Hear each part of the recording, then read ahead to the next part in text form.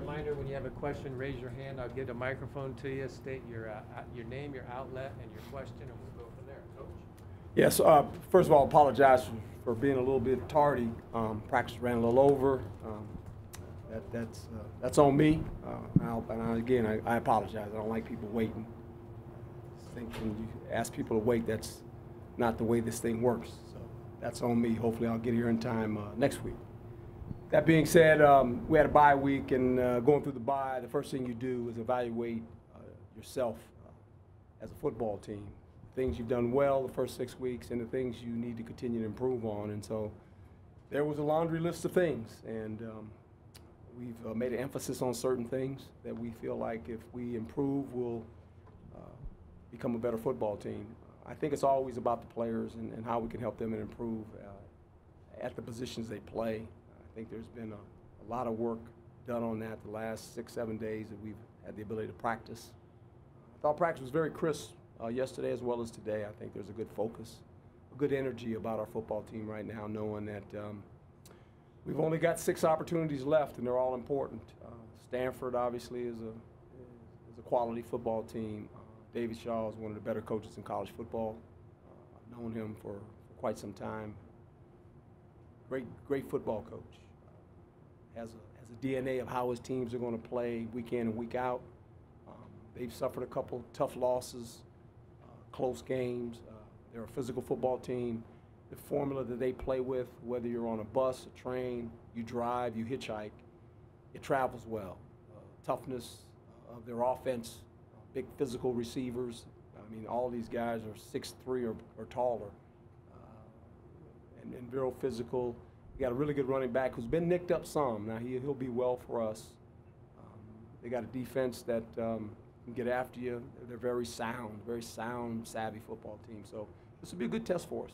I think our guys are excited about playing. Pac-12 contest, obviously, and it's one that we need to win. We need to start winning some games here down the stretch if we're going to make some hay for the rest of the season. Coach Paul Richardson with the Sportscape. I know the record's 3-3, but the team, is it progressing the way that you envisioned that it would?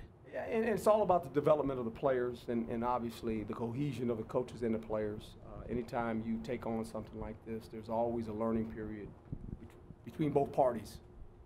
And for me as well, learn the conference, learn the players, learning my coaches. And I think we've done some things that we like. We have to continue to improve on some things that we have not done a good job of. They're very evident.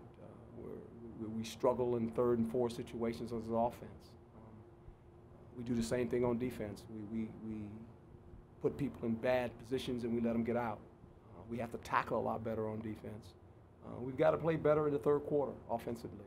That's kind of where we have not really improved a whole lot of. But I think the building blocks are there. What we're trying to emphasize as a football team, I think those things are coming to fruition. Young players, they make mistakes. And so do old players. And we really talked about the mental errors. And if we can clean those things up, we'll have a chance to win some of these games that we've played in that are one score. A lot of it has to do with a series of plays. You make them or not, you win. If you don't, you come on the bad side of it. Tim Healy, ASU Radio. Herm, you talked about Stanford's DNA. A lot of that DNA in recent years has been the ability to pound the football on the ground, and yet their rushing numbers are down this year, and their passing numbers, they look like they have a big play passing game. Is that DNA changing in any way? Well, I think it's changing in the sense that they've been down in the 1st quarter. When you look at their numbers, they've only scored 2 touchdowns in the 1st quarter. They've given up 38 points. And so they've been a little bit behind. They've gotten behind early. With that being said, in the 2nd quarter, they seem to catch up. And the 3rd quarter is when they really all of a sudden take control of the game. That's when they outscore their opponent by about, 20 or 47 points. Then the 4th quarter, not so much, because now they're running the ball again because they're playing the clock.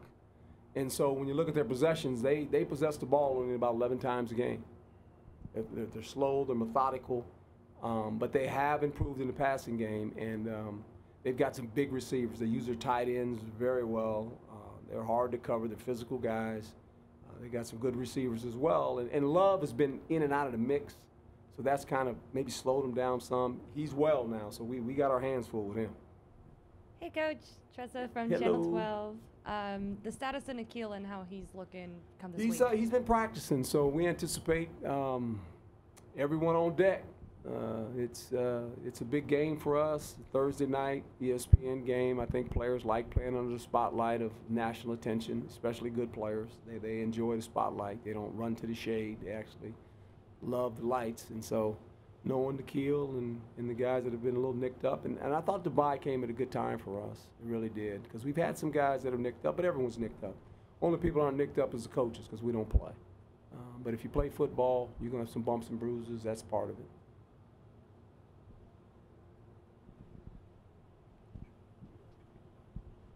Pass that mic. Yeah.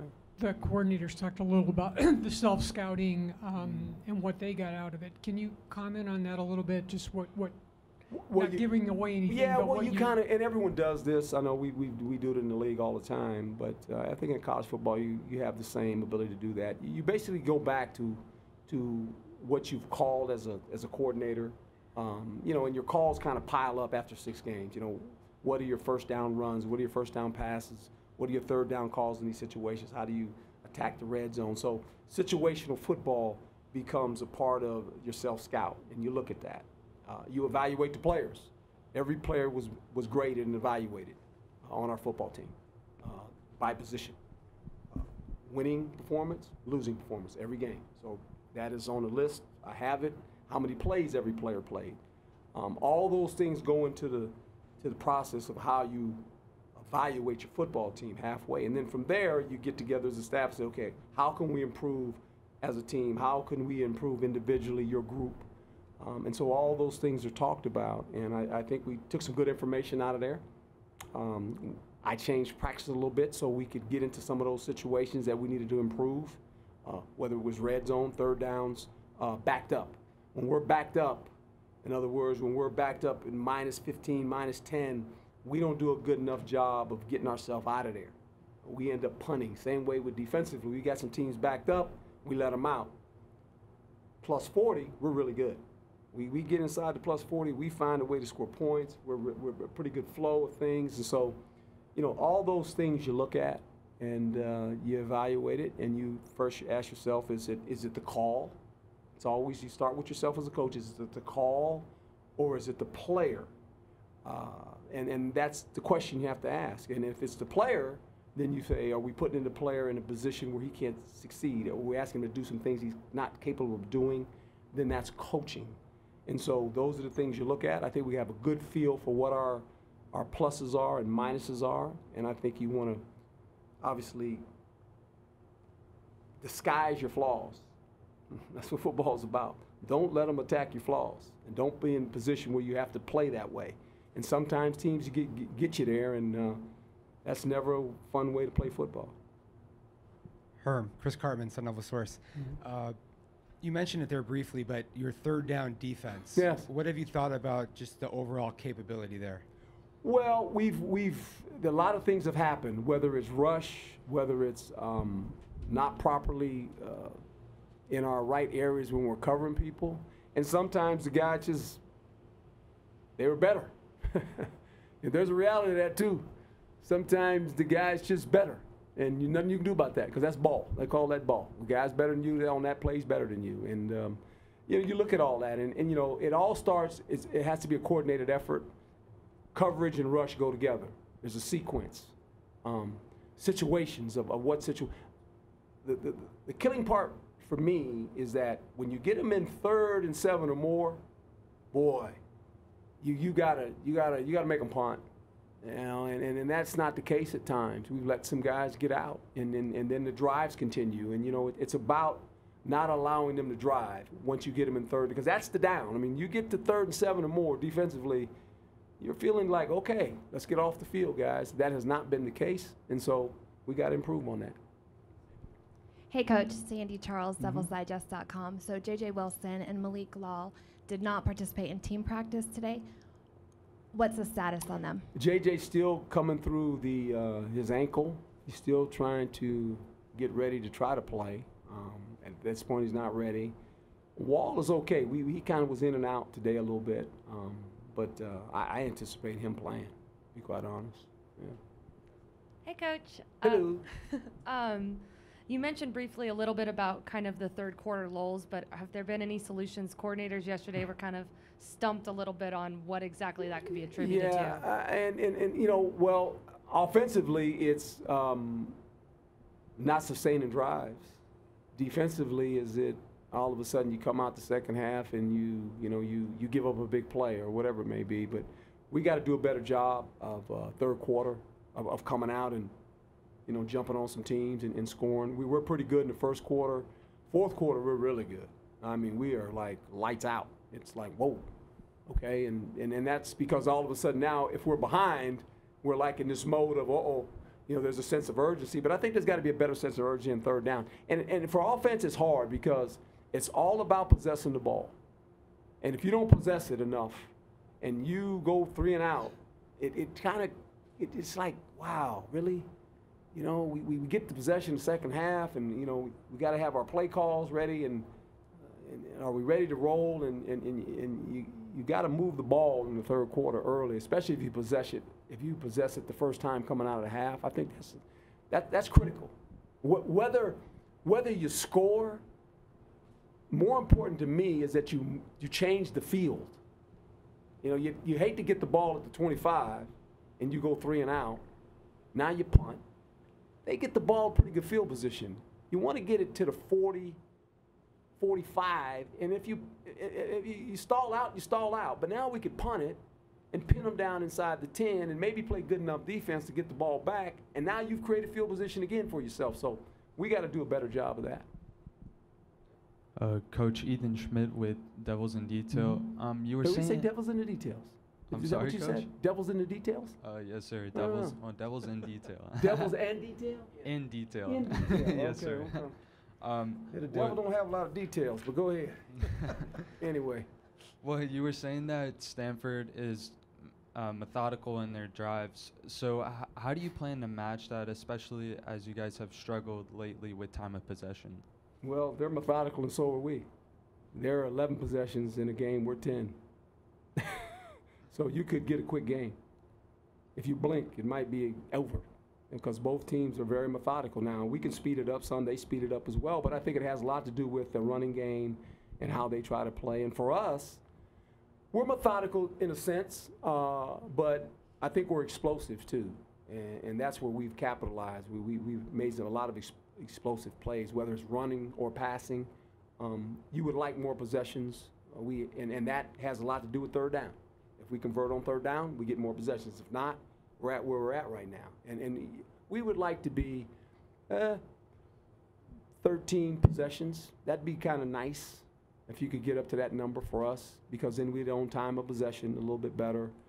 We'd probably run into rather 67 plays. We'd be in the 80s, probably low 80s, which would be great, because then you protect your defense. They're not on the field, and it helps you. So we got to convert on third downs, and I think Stanford's the same way. They're not very good on third downs either, and that's why they're at 11%. They're at 11 possessions a game. We're at 10. Herm, your +5 turnover margin is the best in the Pac-12. It seems like it's based largely on your team's extraordinary ball security. You've committed the fewest turnovers in the country. Is that the way you view it? Yeah, let's knock on some wood when you say that. Start asking those questions. And, yeah, we've been pretty good of not turning the ball over. Haven't done a good enough job taking the ball away, though. This is a defense that's really we stress that. Not every defense stresses that. I shouldn't just say this one. But you want to take the ball away. And we've only got 3 interceptions, I think, something like that. And we got some fumbles. We've got some sacks, which is nice. But you want to create possessions. That's another way to get the offense the ball. You get about 2 takeaways a game, and you get 2 more possessions. And all of a sudden, instead of 10, we're possessing it 12 times, right? With that being said, opportunity presents itself. We have to get on the ball. We got to find a way to catch the ball. This whole last 6 days, we've done a lot of ball drills with the defensive backs, catching the ball. It's amazing to me, and I just speak as a former defender, that I think there's a knock on defensive players that can't catch. And I'm never going to admit that they cannot, because I always felt I could catch a ball pretty good. But sometimes when you don't throw them the ball in practice and you don't set up drills that allow them to actually play the ball, then they don't have a feel for it. Now, some of these guys were former high school running backs, defensive back, or wide receivers, and they always say that, well, they used to be wide receivers, but they couldn't catch, so you put them on defense. That's the joke as a defensive player. I get that. But I think you have to do drills that allow them to go after the ball. I'm really big on attacking the football as a defender. I've always said this, is that when the ball leaves the quarterback's hands, it doesn't belong to the offense. It has no one's name on it. And you have to be confident enough to play the ball. And I see that in football in general, that most guys are not confident. They don't play the ball, they play the man. When you have the ability to play the ball, you got to play the ball. And you got to put them in position, you got to do drills. We've really worked hard on it this whole week. I've been with the secondary every day. And I've really emphasized that with them. And hopefully it'll come to fruition. Maybe we'll catch a couple balls. That'll be good to see. After Colorado, have you changed your mind at all on Nikhil on punt returns? And then also, if you get the fully healthy Bryce Love, how are you going to stop him? Better tackle him. Don't let him get outside, because if he gets outside, we're not going to catch him. He's fast. He can run fast. It's like, like anything else, it's going to take a total defense to do that. You have to be you have to be gap control responsible, and you have to understand that, because he's a guy with great vision, and they can start one way, and if he sees any kind of daylight going somewhere else, he's going. And he's a tremendous running back. There's no doubt about it. And we got to tackle him, and it's going to take more than one guy. We've done a lot of work this week against the run, but with that being said, these 6'5", 6'7" receivers bother me, because they throw it up, and they're covered. And Utah, I thought, did a nice job of really turning to the receiver and playing the ball, but they're going to throw it. When you're covering the guy, they don't care. They're going to throw it up to the guy and say, are we going to throw our ball, and our guy's going to out-jump your guy? And if you do that, then you know what? You win, because you just out-jumped us. And I wish I could make everybody jump like 43 verticals, but everybody's not a 43 vertical. And when you're covering a 6'7" guy and you're only 5'11", not good. So we better get a rush. We better find a way to play the ball, because if not, they'll catch a ball on us that will be right in the guy's face, and the guy will catch it. And they do it every week. And so that's what you got to try to defend. Coach, you have a lot of – oh, go ahead. Oh, Nikhil, yeah, as long as this guy don't come from the sideline and tackle him, we're good. We're all right. And you know what? And the guy made a play. We did the same thing. I'm not saying, he found his way and got on the field, and we got to be smart enough to block the guy. We did the same thing going the other way, but the runner went the other way, and our guy didn't tackle him. But yeah, tell you what, if we block the guy, they came in and tackled him, he's gonna score. There's no one over there. He's running to the end zone. He's gonna hit his head on the goalpost, because there ain't nobody over there. We got them all blocked. But one guy, and trick or treat, here I am, gotcha, bang, tackled him. So it's good. Coach, the mental side of the game, how do you handle the momentum swings with the young guys? You got a lot of young guys on the field. How do you handle that side of it? Yeah, it's been interesting. And you gotta get them focused on the task at hand. And I love emotion. It's an emotional game, and I love guys with emotion. But their emotion can't get the best of them, where all of a sudden it becomes a series of plays where it affects them. And that's what you deal with when you're dealing with young guys. Hey, look, it's not just young guys. We got some veteran guys that get a little emotional too. And it's okay, as long as you do it on the sideline, you get it out of your system, and you go back on the grass and perform. And that's what you have to do. You can't take it on the grass with you, because then all of a sudden you're not focused in on your job, And I just say that as a former player. I could talk as good as all of them, but I knew, once I lined up, it was done. I got to focus on my job now, because when you play out there on the corner, you're one pass away from being on the wrong side of the highlight tape.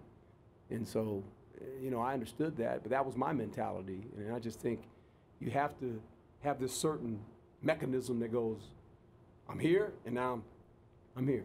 And that's, you got to figure that out. And every guy's different, and that's what you struggle with sometimes with certain guys. Coach, you mentioned that you have an explosive offense, and there's no doubt about it. When you have Nikhil, and all those guys. So Darby. what? Yes, He's Frank pretty good Darby. too, That's by who the I way. was. That's who I was. Yeah, trying that's to okay. think I of. got you. I knew you So- were searching for that name. I could tell on your brain. You was.